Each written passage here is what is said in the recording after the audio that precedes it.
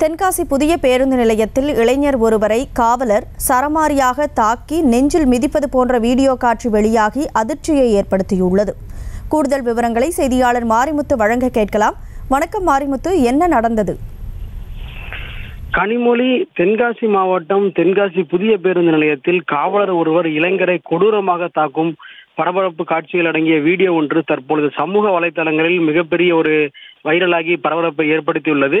அதாவது தென்காசி புதிய பேருந்து நிலையத்தை பொறுத்தவரை மாவட்டத்தின் அனைத்து பகுதிகளிலிருந்தும் பொதுமக்கள் வந்து செல்வதற்கான மிகப்பெரிய ஒரு பேருந்து நிலையமாக காணப்படுகிறது.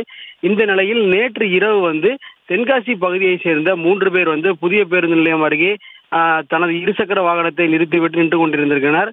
இந்த நிலையில் அந்த வழியாக ரோந்து பணிக்காக வந்த போலீசார் அவர்களிடம் நீங்கள் யார் என்று விவரம் கேட்டுள்ளனர். இந்த மாதிரி இந்த பகுதியை சேர்ந்தவர்கள் என அவர்கள் கூறியுள்ளனர். இந்த நிலையில் அவர்கள் குடித்திருக்கிறார்கள் என கண்டறிந்த போலீசார் அவர்களுடைய வாகனத்தின் சாவியை எடுப்பதற்கு முயற்சி செய்கின்றனர். இந்த நிலையில் இளைஞர்கள் நாங்கள் குடித்திருக்கிறோம், ஆனால் நாங்கள் வாகனத்தை இயக்கவில்லை, நாங்கள் ஒரு ஓரமாக தான் நின்றிருக்கிறோம் என போலீசாரிடம் கூறியுள்ளனர்.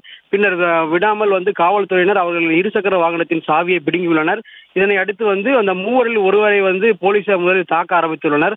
பின்னர் இந்த இரண்டாவது உள்ளவர் அதை தட்டி கேட்கும் போது அவரை கொடூரமாக தாக்கி கீழே இழுத்து பிடித்து அவர் நெஞ்சில் மிதிக்கும் காவல்துறையினரின் வீடியோ ஒன்று மிகப்பெரிய பரபரப்பை ஏற்படுத்தியுள்ளது.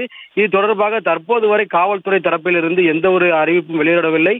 அவர்களுக்குரிய நடவடிக்கை எதுவும் எடுக்கப்படாத தெரிகிறது. கனிமொழி, செய்திகளை உடனுக்குடனும் துல்லியமாகவும் தெரிந்து கொள்ள சப்ஸ்கிரைப் பண்ணுங்க.